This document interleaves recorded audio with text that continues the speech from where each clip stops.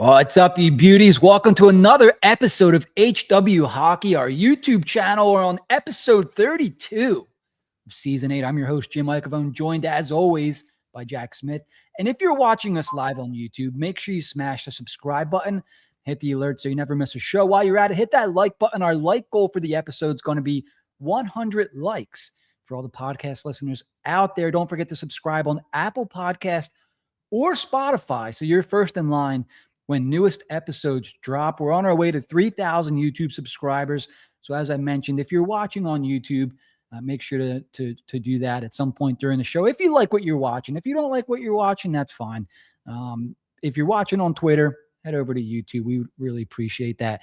A lot of topics to get to tonight, Jack. We're going to talk a lot about the obviously the Olympics, Team USA in gold, a lot of what's going on around that. We have Charlie commenting, NHL hockey, please. It starts tomorrow. Hence, that's why we're doing our show tonight on a Tuesday. Flyers are back. Travis Sanheim's back with his silver medal. So that's great. Rasmus Ristolainen picked up a bronze. So 2 out of the 3 Flyers players in the tournament picked up medals, Jack. Not bad. And Ristolainen, as you know, we were kind of hoping for before the Olympics started, this was a chance to up his trade value. All eyes were going to be on the Olympics. All teams, all scouts, you name it, watching the Olympics. And Ristolainen had a pretty good showing. Something I thought was a little funny, Jack. Eddie O, Keith Jones's longtime friend, buddy from broadcasting, whatever, hyping up Risto every chance he got.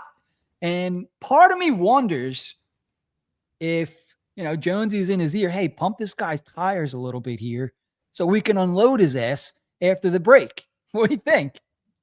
I love it. I mean, that's why we brought Jonesy in, right? He's got those connections and what have you. But at the same time, Risto did have a very good defensive Olympics. I mean, Finland was right there. They almost knocked off Canada. They had their own 3-on-3 overtime game, which Canada didn't seem to mind when they won.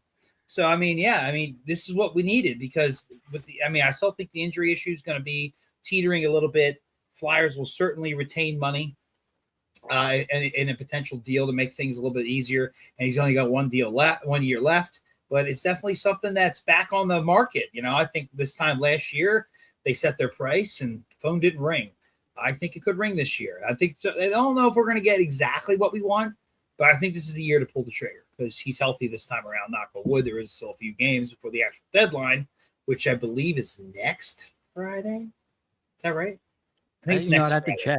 Yeah, I'm almost positive. I have it in my calendar. Bam, bam, bam. Now, because of this 2-week break, which you know how I am with these. Yeah, so NHL, March 6th, which is a week from Friday. And the only thing I didn't write is like if it's noon or 3 p.m. I forget. So there you go. So it's March 6th. It'll be a week from Friday. Just got to stay healthy for that long. And, yeah, thank you for your service. We'll get what we can and eat money if we have to and open up a spot and hopefully do something with whatever assets we get back. There is a chance he doesn't get moved. It could be Danny just sticking to his guns on his price, and I think that'll piss people off, yours truly included. However, I can't get too angry with Briere because – when he sets a price, he tends to get it. Scott Laughton is a perfect example of that. Yeah. I still think – so here's what I would do with Ristolainen upon coming back from the Olympic break. I wouldn't play him. If you're genuinely looking to move him, there's no reason to play him, right? Just sit him. He's healthy. The entire league saw that at the Olympics. There's no reason to play Rasmus Ristolainen whatsoever. And just to protect them. And let everybody know you are serious about moving Risto. Worst case scenario, you don't move him. And you have next trade deadline for whatever you get for him then. So, you know, it is what it is. Risto's been awesome for us, 25-30 per season. Yeah. Flyers perks up, boys. Laughton and Risto got a little different injury history. Yeah, we'll see. So, I don't know if something's going to happen. One's a defenseman, which Toronto or certain teams definitely value more than a bottom 6 center/winger hybrid. There was an article put out, I think, earlier this week, and to me, it seemed like a lot of speculation in the article, as opposed to more. And I know he said, she said, kind of whisper down the lane stuff is exactly that. A lot of he said, she said stuff. That's why it's called rumors. I don't know what teams are kicking the tires on Ristolainen. To be honest with you, I don't know what a return would actually look like. I know what I still want: player pick prospect of some combination. So we'll see. They're going to have some time. I think best case scenario played out during these 2 weeks, though. And let's move on a little bit here. Well, I'll say. Michkov is also in the news. I just watched a clip a couple hours ago. I think Charlie O'Connor was asking him, what did you think about your name being in the news, in the media, I guess, during the Olympic break? And Michkov was being coy or not. I don't think that he's, I think he has a sense of humor, but I felt he was answering honestly. When he was asked, what do you make of yourself being in the news? He asked, basically, what are you talking about? Like, what's in the news? And I think Charlie was referencing the pictures that came out with him and his girlfriend or whoever it was that he was on vacation with. And, he I don't know how he answered it, but he eventually ended up, I think it was also asking him about what Briere said before the break. And Michkov's response was, I'm going to play wherever the coach tells me to play, kind of thing. And I'm going to try to do my best. The faster I adjust, he's talking about playing on the left side, the better. He can't focus on, where he would better play. He's got to focus on where the coach wants him to play. So he's saying all the right things, which as a 20-year-old kid, I really appreciate that. Would I rather see him on the right side, more comfortable doing what he's, what he knows he can do? Sure. But he's not complaining, right? I've noticed that over a lot of this is Michkov's not one to complain. Maybe a part of that is just who he is, or a part of that is he doesn't fully understand the language and is not expressing it. I don't know. But either way, I can't complain too much on the player's side. I'm not going to read into this too much, really. We get enough of this year round that I don't think I need to let something else be blown out of proportion. We're not even back to Flyers hockey yet. And to be honest, my mind's elsewhere right now with what I just witnessed over the weekend. Yeah. Look, I think I said it last week. It was, I don't even know if I brought this up last week. I might've been talking to somebody off air or offline. I needed that 2-week break from the Flyers, from Flyers Twitter. Everything's just so miserable. The sky's falling all the time. Yeah. You just need a break from that stuff. And so while I didn't watch the Olympics until the final, which we talked about, and I said, if it's USA, Canada, which is what I was waiting for, I would absolutely watch it. That break, amazing. Like, I'm almost, how do I say this, Jack? I have to mentally, and it shouldn't be like this, I got to mentally prepare myself to get back into covering the Flyers. Do you know what I'm saying? Yeah. I was on. Maybe the Flyers have a hand in it because they've been bad for so long, but some of the Twitter people out there, and I don't want to say Flyers fans, because it's not the majority of Flyers fans. There's a faction, a poisonous, toxic part of Flyers Twitter that just makes everything not fun. Yeah. So it was nice to get away from that for a little bit. No, you made my point for me. That's what I noticed the most, because I probably watched more Olympic hockey than you did, but the only full game I was able to really watch. A lot of these games are 6 a.m. and 3 p.m. when I'm at work.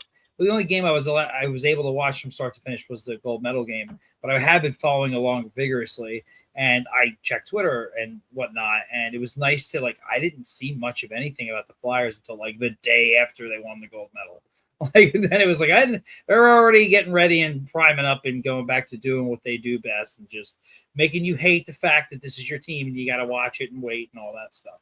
And I did, once I saw it come back out, I didn't realize it that I needed a break from that more than I did watching the team itself.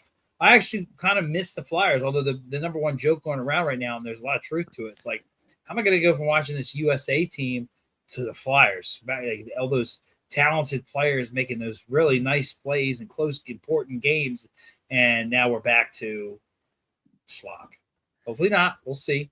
I saw a couple of things that Todd Reardon was saying and whatnot, but yeah, it's going to be interesting. But that was what thought I was going to be worried about. But once I started seeing the cesspool of X start their stuff again. It was like, oh yeah, this gets to go with it too. Wonderful. Great. Yeah. So yeah, really looking forward to that. Let me tell you. Yeah.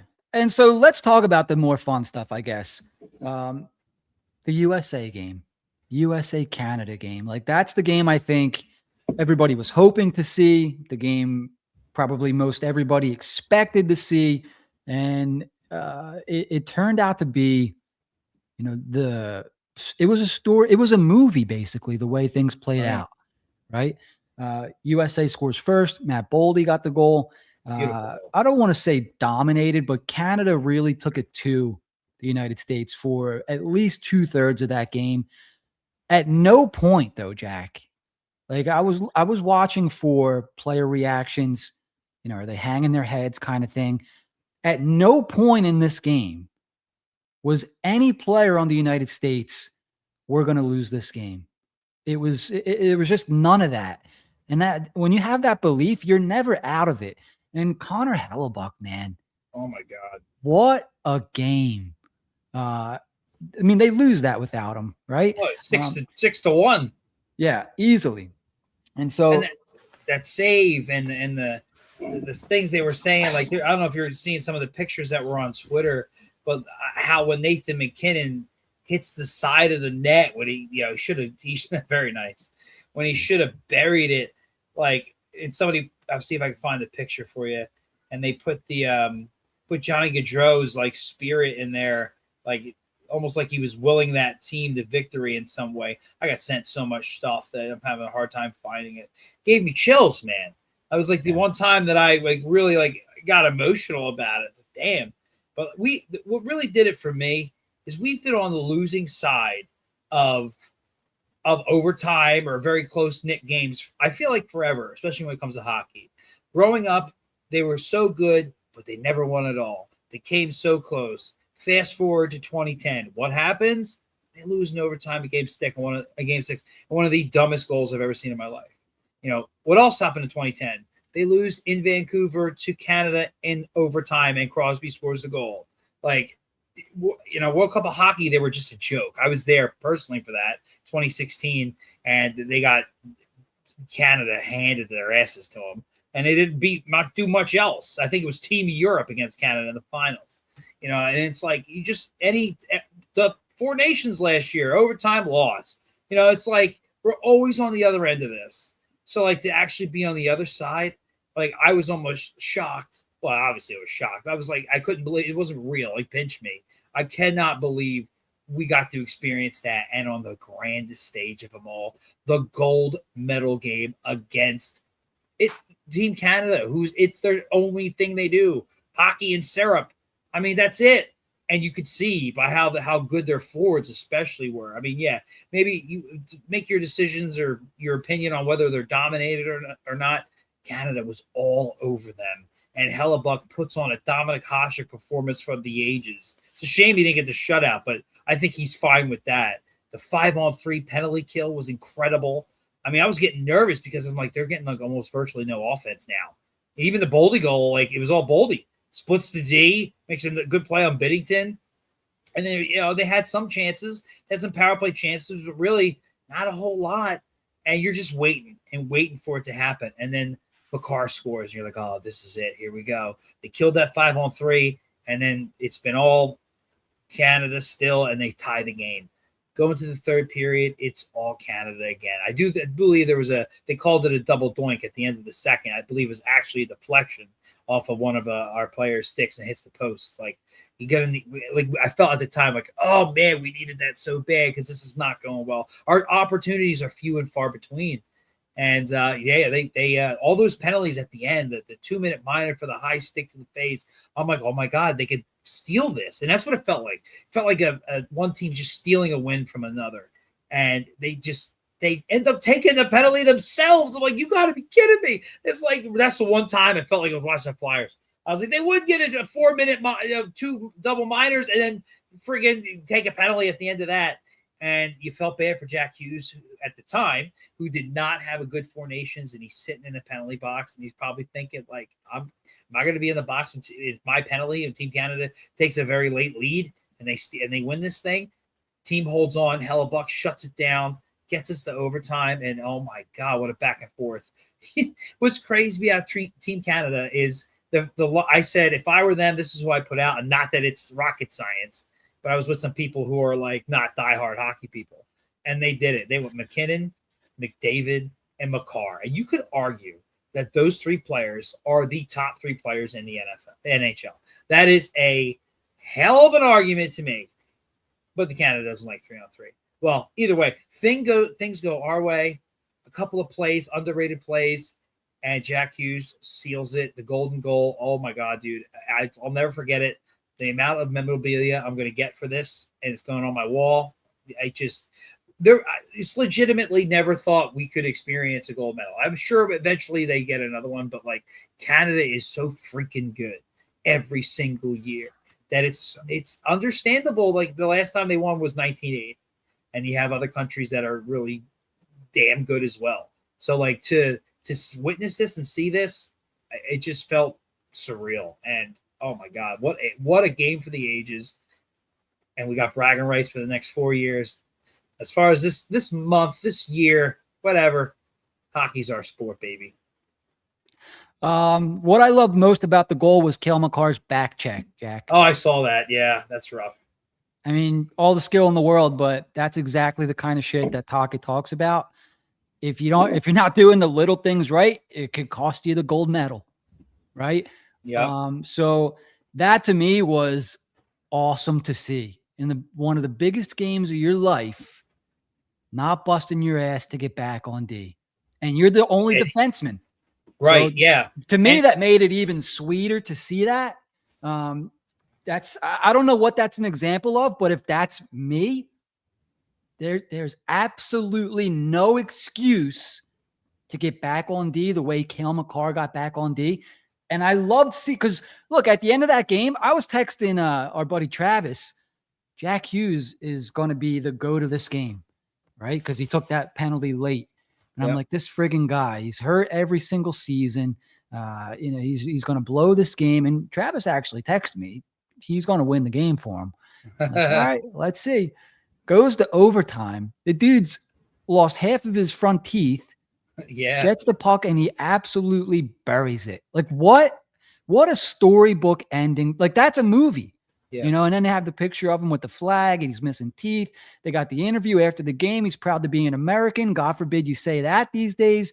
It was just, I have a whole newfound respect for Jack Hughes. He can get injured every year if he wants. I'll never forget that game on Sunday morning, and never. All the memories that came with that, how proud it made you feel to be an American hockey fan. So for me, it was great to see. Also, what really stood out to me with this team, obviously you had 2 sets of brothers, the Tkachuks, and those guys just get it, man. You could say whatever you want about them. They're men, right? They handle their business, but they also have that side where, they didn't forget Johnny Gaudreau. Obviously, Matty Tkachuk played in Calgary with Johnny Gaudreau. I assume they're close friends. And then you have both of the Hughes brothers. But after the game, Jack, I mean, obviously Gaudreau's parents were in the stands and family. They flew them all out. That was great. They kept his jersey in the locker room. That stuff, I think that stuff means a lot to people, obviously, especially the family. With Gaudreau being from South Jersey, like, look, we've already talked about this. We've been through it all. Like, that was our guy.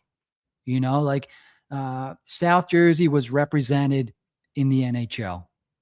He was a good dude too. And he was a 4th round pick on the smaller side. He was kind of had that little bit of a rocky story to him, yada, yada. And one day, magically gone, disappeared from this earth. Tragedy struck. And the way that this team made his family still feel included in all this, like, how do you not get a little bit emotional about that, right? Like, he should have been there. should have been on the ice. It would have been easy to forget about him because he's gone. But they didn't. They made a point to make sure his jersey was on the ice. His name was associated with everything.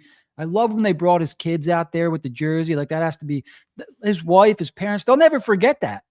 They'll cherish that picture. I mean, as hard as it's going to be, because their son should be there. Amazing stuff. A storybook ending couldn't have happened any other way. Look, if Canada won, I'm sure Canadian fans would have been excited, and maybe they would have had their own storylines. I don't know what they are. I apologize. But for the United States to win the way that they did and have everything that happened with the Gaudreaus, you couldn't write a better movie.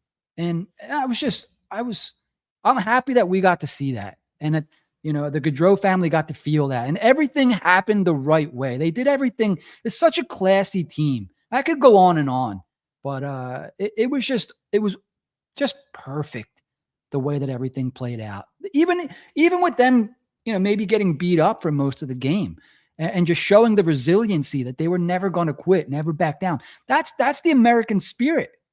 You could take your lumps, but at the end of the day, you get back up and you come back and you win. So it all played out. It couldn't happen any better. Yeah, well said. And there was a lot of moments in that game that we didn't even discuss that just goes to the storybook magic of it. The save that I don't even know how Hellebuyck makes on Taves, and the save that Charlie McAvoy, and there's a picture I really want to get of like 4 or 3 players behind Hellebuyck just putting their bodies out there just to keep the puck out of the net as Canada is just bearing down. Like, they just did.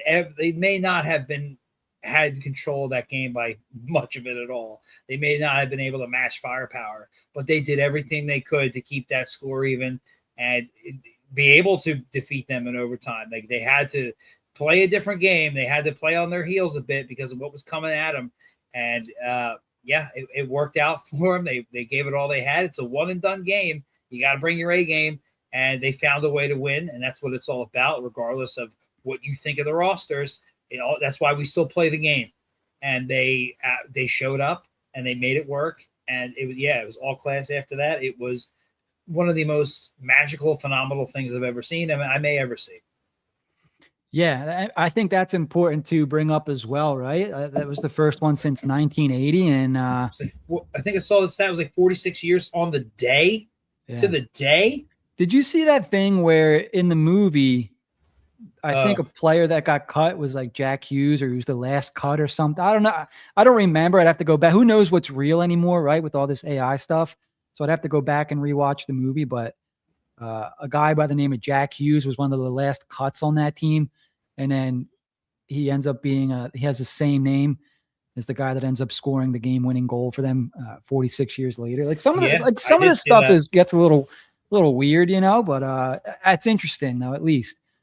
So 46 years since they last won. And that's it. They got the 2. You know what I mean? As far as the Olympics, like that's crazy. We got to witness it. Like, you're going to win probably every other year, Canada. Like, so, and let's get into this a little bit. Like, God forbid, oh my God, we get one. You know what I mean? Like, not that the United States. This is not the United States of old. Like, they've had talented teams in the past, but this team by no means was. They were an underdog only to Canada, right? Like, this was a good hockey team, and Canada was still beating up on them. So. Look, we got to experience it. We got to see it, and we'll never forget it. Look, and the other thing I'll never forget, Jim, because if I don't talk about it, it's almost therapeutic, is I've never seen a country melt down collectively. And I know we have Canadian fans of the show who are Flyers fans and whatnot, and I apologize in advance. And I know that a lot of Americans are very arrogant and all that, but the excuse from the players themselves. Like, the coach, Jonathan Cooper, what he said, like, no, I don't know why the game's played. Like, no complaints when you beat Finland 3-on-3, but he's complaining about the way this was with the gold medal game. When you have Makar, McKinnon, and McDavid on the ice. Like, it absolutely blows my mind. Now, to be honest, it should have been 5-on-5. It should have been. But nobody was surprised about this. They weren't told, like, oh, by the way, we're going to do 3-on-3. Like, it was for the whole tournament. You played a 3-on-3 game already. So it's just bullshit excuses. And it can't handle. There were plenty of Canadian fans and people who have podcasts and whatnot who were fine, who were like, this is America's moment. They stood up against, you didn't take our sport. You just won one game. I agree with that. It's still their game. You saw how good they are and how many guys come out of there. Freaking Celebrini's like the next guy already. Like, Christ in heaven. That's a funny comment there from Charlie. Like when Tom Brady's wife said to their kids, sometimes you have to let other people win about the first Super Bowl. Charlie, are you from Canada? I don't know if this has been established yet. Charlie's been a long-time viewer, listener. We love Charlie. Look, I got to tell you, when the other side reacts like that, Jack, I love it. You know why? They're full meltdown. Yeah. You know why though? Why? Because it meant something to them. Oh yeah. If they would have beaten, I don't know, like, I don't know, any other country, like their fans wanted to beat us just as badly as we wanted to beat them. You know what I mean? And if they would have reacted in a way where they just, put their noses up, like, oh, we'll let you have one, like, yada, yada. We know that we're better. That would have pissed me off more than anything. Because it's like, all right, now you're going to act like the game didn't matter. Right. So when somebody gets angry, all they're doing to me is showing you that they cared. They wanted to win. And that's what I want. So if we would have lost, if we dominated, would have been a word about 3-on-3, that's for sure. If we would have dominated and then lost, I would have been like, well, that sucks. Like, we had it right there. Right. I wouldn't have said, I definitely would. Well, the better team didn't. Who cares? I don't care if your team was 10 times better than that. You didn't win when it mattered most. They just got goalied. The goalie's a part of the team. He's a major part of the team. I grew up watching Dominic Hasek drag the Buffalo Sabres, a terrible team, to Game 6 of the Stanley Cup. Like, it's doable. Hellebuck play. He showed up, and when it mattered most, he did. And that's somehow supposed to be held against us. Like, the excuses that came out were so horrible. It's so whiny and crybaby. And then I'm seeing how we're just arrogant in this. Yeah, a lot of that's true, but like not all of us. And I saw them and their comments first and foremost. McKinnon, we know the better team was. Oh, good for you. I'm sure you can hold that. I think I saw a banner of that. Yeah, we were the better team. Put that on the silver medal. Yeah, enjoy yourself. Like, what? Who cares? I'm seeing, Americans celebrating the way that game was won. What? I don't care how the game is won. I just want to win. Like, and they're the exact same way, except for we didn't go their way. Because in this story, we're only the villains to them. We're not allowed to do anything. And yeah, I think they're so used to always winning because they're incredible that they just did not know how to handle the shock of losing to us in the gold medal game in overtime. Like, that is just too much. It might just be as simple as that. Yeah. It's too much. And look, they definitely missed some opportunities where they could have beat McKinnon, that, Taze. I don't know how these goals don't go in. It was just meant to be. It is what it is. Too many men on the ice as well. Huge too many men. Yeah, I mean, like that never happens. I mean, but like, it is what it is. You deal with it. You got plenty. Oh, look at John. Look at Dan.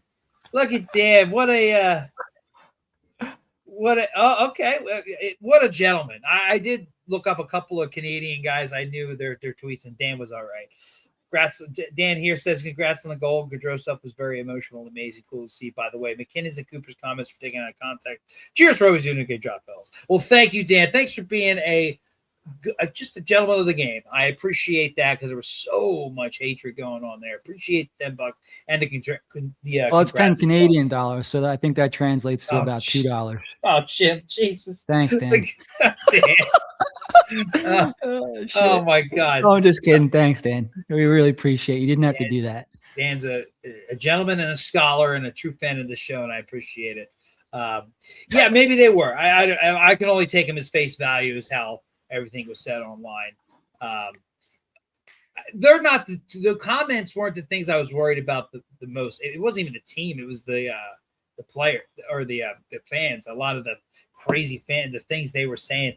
I got told basically that I'm new to the game and I'm a fair weather fan. Who told you that, Jack? Not me personally, but like all of Americans, you know. I'm like, dude, first game I went to, I was 3.5 years old. It was still, the spectrum was still there. Like what the, like, you know what I mean? Like, you're just belittling. I mean, you weren't around when the game was born, Jack. So technically, no, you're right. I wasn't. I didn't grow up on a pond. Like, you know, I didn't have my cottage in the summer. I don't have that. You know, but it was just dripping with so much anger. If it was us, we'd be mad at our own team. We would look at the players and be like, in the roster construction, and be like, Jason Robertson should have been on the team, and this guy should have been. Why'd you bring JT Miller? Was a pain in the ass, and Brock Nelson, really? Although I think that was key because they had a lot of defense to play in that game. And I think Brock Nelson was 18 for 18 on the PK. Exactly. People were wondering why JT Miller and Vincent Trocheck were on the team. That there you friggin' go.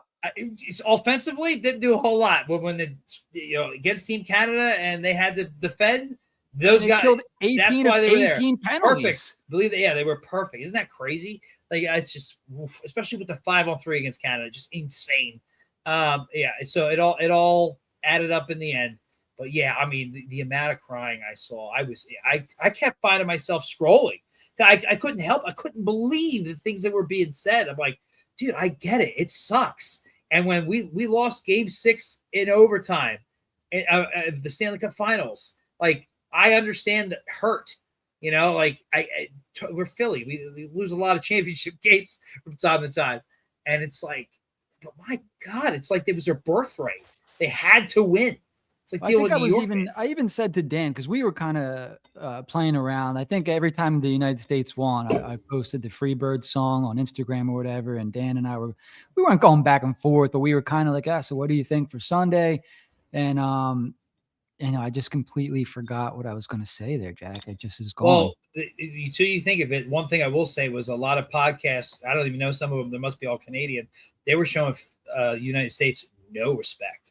It was just like, they're going to beat them. Not only are they going to win, they're going to beat them like 6-1 on the biggest stage and really show them. We're being really polite to the States. We're being really polite to the States. We're going to smoke them. And I think when you have that much confidence and expectations, and the game goes the way it does, you just emotionally and mentally can't handle it. And this is what happens. I've seen people that I don't want to say like I lost respect for them, but I don't know. I kind of look at them in a different light. It's like, geez, like, really? This is your response to this? What are you, 12 years old? Like, yeah. I get it. It's important, but Jesus Christ. And it's just anything to diminish the win. Anything to just, and we talked about this last week. I was like, is it any different to you that this team's not in? And I'm like, yeah, I guess at the end of the day, but gold is gold. And you still had USA Canada finals. You had the 1 and 2 teams, the best possible matchup. It's a one and done, so you better bring your best.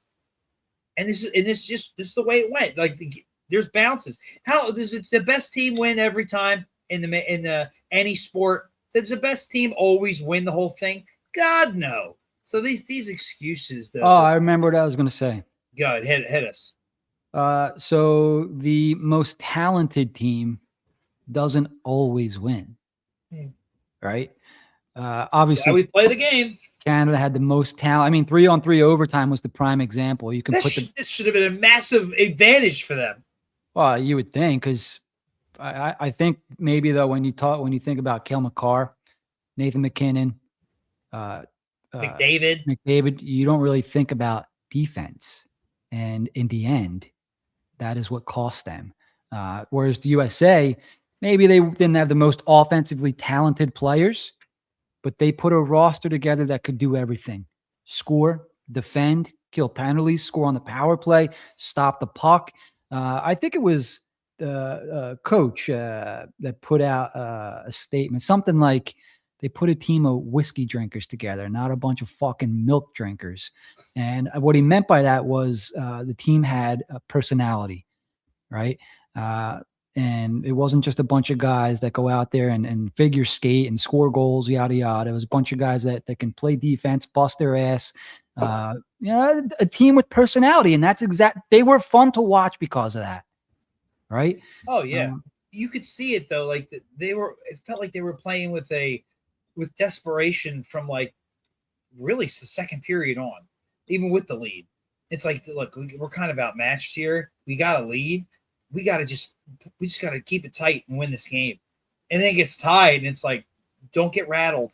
Like, we got it. The tender's playing good. Just let's keep it tight. Let's keep it close. We can steal this. And they understood from like most of the game that they were going to have to do whatever it took to stay in the game and potentially steal it. So nobody was giving up on shifts. I saw times where they were tired. Don't get me wrong. But nobody was taking anything off. Nobody was taking anything for granted. It just, when the time came, they dug deep. And to be honest, I mean, overall, McDavid had a good game, but like, did you see his breakaway? Like early in the game, it looked like he didn't know. He like stick handled one too many times and never even got a real shot off. I don't. And then in overtime, he forced like 3 plays. One of them, he tried to go through all 3 defenders and like just lost a puck. Like I don't know if they just wanted their moment, or if it was in their heads or what. But they weren't there.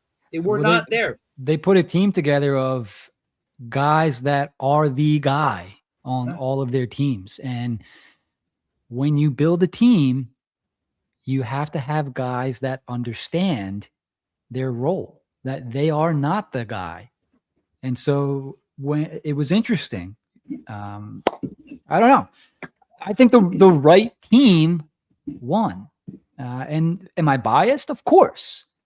But they put a team together, not a bunch of guys who are the guy on their team. Were there question marks? Should Robertson have been on the team? Could he have made the team? Sure. But they were going for a certain personality, I guess.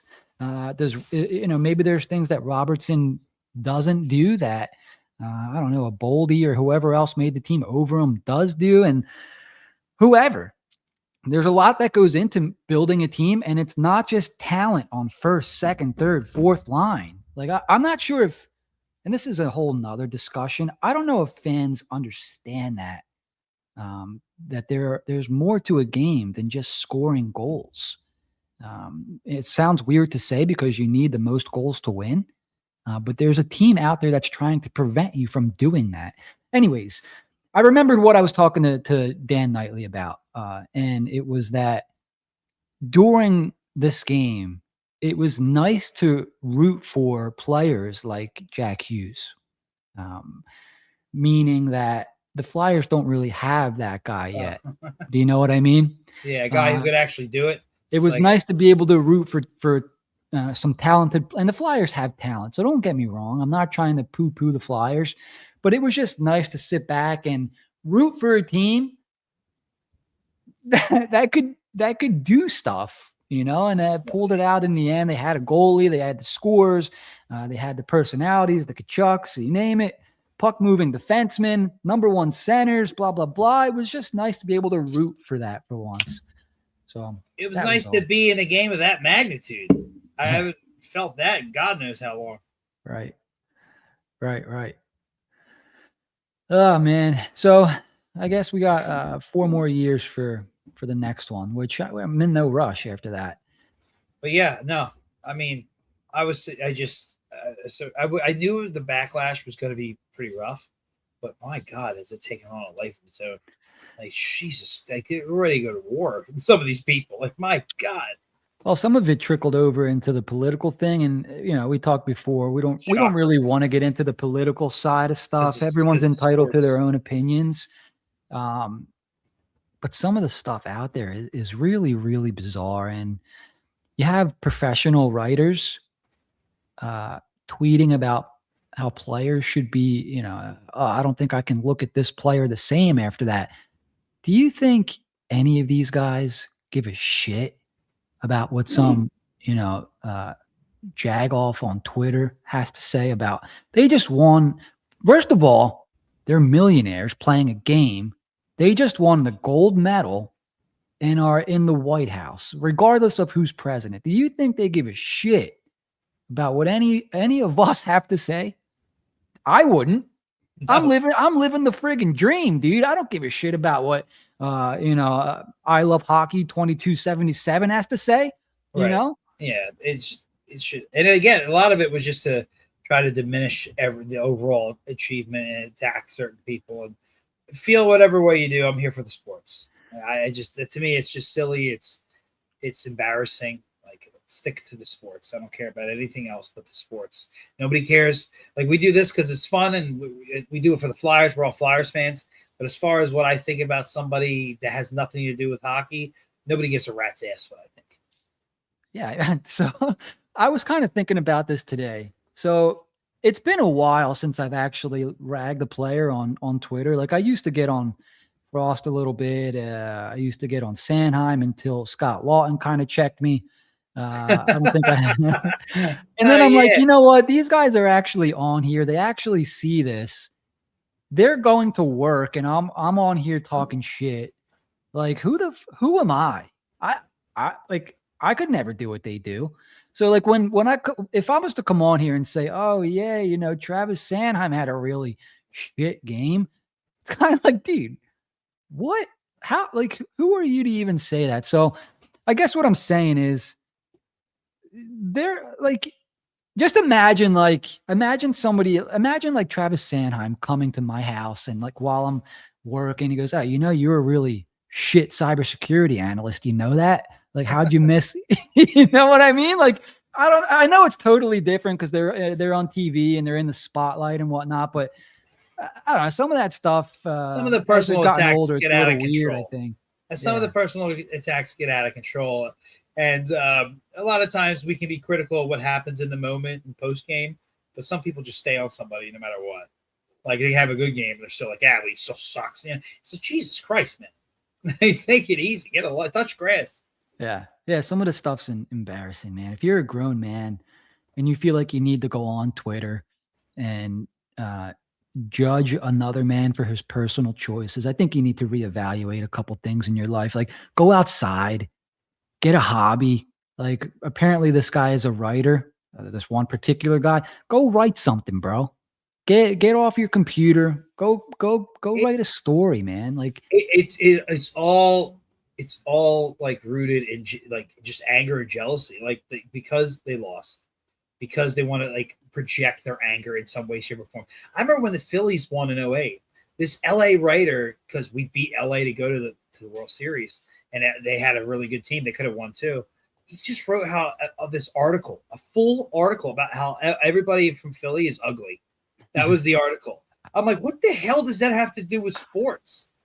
I mean, you're in LA, all the movie stars go there. It's like not really a, contest. I mean, meanwhile, the guy looked like a clown. But I'm just like, what does that have to? There's a sports writer. It's not just a guy. There's a sports writer from LA. I'm like, what? Sorry you lost. We were supposed to let you walk in. Like, it's when it gets to that level of stuff, you just know it's clown shoes. Clown shoes. Like, your point is relevant. You're just a whiny, angry, jealous bastard. So just. And that's how it's so easy for them to be like, yeah, okay, whatever. You little mosquito. See you later. Go write about the women's team snubbed the White House and chose Flavor Flav. Is that what they did? I guess. I don't know. I mean, I hate to diminish their accomplishment because that game was just as good. But look, like, why don't I care? I don't either. Like, this is what I asked myself. Why don't I care? Like, I think there were a few players who weren't able to make the White House. From what I heard, everyone planned on going. There were a handful of guys that had travel issues or something. I don't know what it was. Like, hockey does start back up tomorrow. So maybe some guys just wanted to go back home to their families, sleep in their own bed kind of thing. Who knows? I don't care. It's their decision to do. If they felt they wanted to get home more than they wanted to go hang out at the White House, good for you. I don't care. There were like, how many teams won? And like, I'm just going to say it. Biden, terrible president. Doesn't matter one way or the other if I voted for him. I didn't give a shit who went to go visit Joe Biden. That if you wanted to go hang out with the president of the United States, good for you. If you didn't want to go, I don't care either. So when people make this stuff their personality, it's sick. Like, it's really weird, you know? Yeah, well, a lot of that's just the climate of today, and it is what it is. I try to keep it. Sports is supposed to be my escape from that crap. That's why I can't stand it. Yeah, that's yeah. I'm like, you come can't on, even here say we that go. anymore, Jack. I know that's controversial. Like, I don't want. I just want to watch the sport. Oh no, you got to pick a side. Jerk off. Oh my God, come on. Can I just please watch the development of this team that I just want to see win a cup before I die? Like, please, that's all I care about. Yeah, so it is what it is. Unfortunately, it's not changing anytime soon. So what are you gonna do? Yeah. All right. Let's yeah, so USA gold medal. I just want to point out that Jim told me not to get political tonight. Jim got all right, so we talked about Canadian. Damn right, Dan. Damn right, Dan. Dan's right. He's right. I got to check my roster now. I got to make sure that I got everybody set up. Well, I blame Trump for that. Jesus Christ. Okay, let's see. What else do we got here? We have Canadian tiers. We talked about Gaudreau a little bit. We talked about the Tkachuk brothers, all class. Tell you what, Jim. We got some reads tonight. I'll do mine. Go ahead. While we talk about something, you can do yours. So, all right, guys. Quick timeout. Because if you're a diehard Philly fan, you need to hear about this. Fans of Philly is the ultimate way to hit the road with the Birds, the Flyers, the Phils, or even the Sixers. We're talking full travel packages, your hotel, your transportation, and yes, the tailgates that are basically legendary at this point. All taken care of for you. No stress, no scrambling for tickets, no worrying about where you're staying. You just show up, throw on your jersey, and enjoy the ride with your fellow diehard Philly fans. So whether it's flying out to see the Eagles take over an opponent's arena, cheering on the Flyers in enemy territory, or making it a full weekend getaway for Phillies and Sixers games, fans of Philly has you covered. Trust me, this is the closest you'll get to feeling one of the players when they roll into town, because the takeover is real. So check them out Monday through Friday, 9 to 5, and start planning your next Philly sports road trip today. That's Fans of Philly, PHFansofPhilly.com, where every away game feels like a home.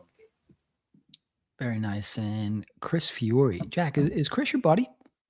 So I'm friends with Chris Fleury, and it's spelled differently, and he doesn't really watch hockey. Very close. Chris Fiore comments, the Flyers are going to come out of the break and fight and get back into the playoff mix, Jack. And you listen to Todd Reardon, he feels the same way. Get out, really? So we did a lot of things, and it went perfect. It was perfect. We did exactly what we were going to do. Like, I believe you, kid, but I don't know how the team's going to go, especially with no real backup goalie, but that's neither here nor there. So I'll pose you the question. What do you want to see happen? But yeah, of course you are, Chris. We knew that. That's beside the point. Yes. I just knew Jim was talking about somebody else. This is how your name sounds. What do you want to see happen through these last, I think it's 18, 20 games? Yeah. I want to see Risto get traded.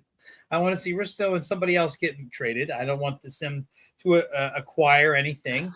I really am not at a point, and I have 2 games left. They're both against Boston. I believe one's a Saturday and one's later. I would like them to win those games. Other than that, I really don't care if they win. I just want them to play competitive hockey, and I want to see development in the young guns. I want to see Barkey play well. I definitely want to see Mishkov play well, obviously. I want to see somebody attempt to throw together some kind of power play quarterbacking, hopefully Drysdale, but we'll see. Like, anybody who could potentially be moved in the offseason play well, like Brink, maybe Cates can put us some more offense. Tippett can keep rolling. Like, if just positive feelings and positive notes all the way. Maybe we were at a point where they know they're not going to make the playoffs. I don't really want to see them turn things around and try. They're going to try, but you know what I mean. Like really teeter with actually a bubble team and just miss out on it. It was just some way that we can just have competitive, good games and see some nice development from the young guys. That's a good one too. Maybe Martone finds a way in at the end, give us a little taste. Maybe Bump gets caught up at some points, give us a little taste. Things like that. Yeah, MSU would have to get knocked out pretty would early suck. for that to happen. Which would suck. Yeah, 'cause I got them. I want to see them in Penn State in the finals. That'd be cool. It'd be nice. Yeah, I love the way college hockey's going with all this, man. I think it's only going to get better. For sure. Yeah, Martone, a 4-goal weekend. I mean, Notre Dame sucks. But, like, that's what you want to see against a stat pad team. You want to see your guy pad his stats. So Yeah, Hattie in the one game, right? Yeah. That's beautiful. Good stuff. I'm really excited for Martone Jack. I mean, it'd be cool to see him get in some games at the end of this year. Ultimately, it doesn't bother me one way or another. I know he's going to be here next year. Love to see him win the Hobie Baker. I don't know if he's going to. His teammate Charlie Schrammel might get that, or somebody else. Is what it is. But yeah, I mean, it's just something to be excited about, and another reason why they are probably going to have to move a winger in the offseason. So looking forward to some kind of big trade, even with draft picks. It could be as early as a draft because they don't really need to draft anymore, especially middle of the draft. So let's throw some things together and see what we can get. Yeah, and you mentioned Alex Bump, too. 3 goals last weekend against the Hershey Bears and 2 Phantoms victories. 2 back-to-back victories, which in 2026 is somewhat rare. The Phantoms are off to a rough start. I mean, in the second half of the year, obviously they lost Bump for a big stretch there. I think it was Barkey. 17 games. Yeah, Barkey was called up. Gronstrom called up. Ty Murchison injured. Lane Peterson was up for a stretch there. I heard that they had Hunter McDonald was like, remember they brought up Murchison before McDonald. You thought they're going to bring up a defenseman of that caliber. It would be Hunter McDonald. He has not had a good year. I heard that things are turning around a little bit for him. I don't know if he had a meeting with the brass or whatnot, but he was not looking too good. It seems to be playing a little bit better. Ultimately, we'll see. But it would be nice if they had another playoff run, and if Bump doesn't get called up, maybe Luchenko does what he did last year, because it'd probably be a Phantom next year. I seriously doubt he makes a team out of camp, but he can at least play for the Phantoms. Maybe they have another run. They have another run at it, because that's the most effective Luchenko I saw in the games that I could see and read about him. That was last year when he was with the Phantoms for their little playoff run. So maybe we'll get another dose of that or something. Yeah, they could use a shot in the arm. What happened to the Phantoms was what I was worried about was going to happen to the Phantoms. When you take away talent, like, it's inevitable almost. So yeah, what are you going to do? This is what people wanted, though, as long as we get to watch Barkey and Gronstrom and whoever else with the Flyers. But whatever. Anyways, what am I going to be watching for this last half of this season? Well, I want to see these young guys play. If Barkey is a Flyer and they didn't send him back to the Phantoms, I want to see him get a lot of minutes. I want to see him get meaningful minutes, power play time. I want to see less of the Hathaways, the Deloria. We're seeing less of already, but I want to see more Grabenkin. What is Grabenkin? Can we get him more consistent time? Can we get him consistent line mates? Because that stuff matters. Familiarity absolutely matters. So I want to see some growth from some of these guys. Look, even if Sam Ersson has a decent finish, because I don't know what a strong finish for him looks like, because career best, like 890 save percentage. I'm not going to be sold into keeping Ersson around. You know what I mean? I don't want any injuries, no Vladar injuries heading into the summer, what have you. Let's get, how many games has he played? Let me see. Let's get him to a decent number. This way next year. 37. Okay. And to answer Chris's question real quick, Martone, yeah, he could. It'd be the exact same thing. Bump won with Western Michigan and then jumped right to the Phantoms. So, Martone could do that. No more Ersson. How many games was it, Jim? 33. So I think that's his. Is that his career? Has he matched his career high? I think he might have matched his career high. It's either 33 or 34. 30 last year, 33 this year. So he's at his career high. There you go. Yeah. So you get him to 40 games. That's half a season. Yeah. I mean, the break will help, but although he did play over there, he didn't play so well. But it's true. Yeah. Yeah, we'll see. I'm not that worried as long as he's healthy. Just I understand his play could dip a little bit, but if And that's a little concerning. I think with a better team, that happens to a lot of goalies, and with a better team, you can kind of come out of that. But if he's injury prone, you can't do a whole lot with that. So I'm hoping he stays healthy. Healthy Vladar. Here's another one for you. Let's have our guys. We have a little bit of issue with injury prone. Let's have them stay healthy. And the number one guy I'm thinking is Vladar. I want to see Matvei Michkov finish strong. Oh, that needs to happen. That is like a must. Yeah, like I'm talking like point per game finish. I mean, his stats aren't all that far off from where they were last year. At this time, some stat was put up. Obviously, he's missing some points, but if he would just get rolling, hopefully that Tocchet and Briere had that talk. It's, look, we ain't making playoffs. We're at the deadline and we're selling. So play the kids. I'm not saying do what some people want to do, play only the kids and stop teaching, but let's get him on his right side. Let's give him power play opportunity. Let's give him overtime opportunity, considering he's our top overtime producer. Let's just play, see what you have so we can develop and get you better players, because they ain't coming from free agency. Trades aren't going to do so much. So let's play the kids here and make them better for next year so you have more talent to work with. Totally agree. All right. Before we wrap up this show, we're going to wrap up a little early tonight, I think. We talked about USA a lot. I want to tell you guys about Clean as a Whistle cleaning service. They're a professional residential commercial cleaning service, a family-owned and operated business in business for over 24 years, and they're located in Williamstown, New Jersey. They offer top quality work, affordable rates, dependable service. Satisfaction is guaranteed. I can attest to this. They're fully insured and bonded, specialize in municipal, medical, schools, and construction cleanings. They're a full-service company ready to meet your needs. They can be reached at, and be ready to take this number down. It's also on your screen, 856-629-7731. That's Clean as a Whistle cleaning service. Okay, so we have come to the end of the episode, Jack. Anything that you wanted to pop in before we wrap up? Ooh, that's a good one. I wasn't prepared for that. I got one. If not, we could just end it on this. I'm on cloud nine, Jim. I've had a horrible day at work, and I'm still on cloud nine because of that gold medal. That wall right there. I'm not gonna show it to you yet. Wall right there. Actually, I will show it to you. You know what this is, Jim?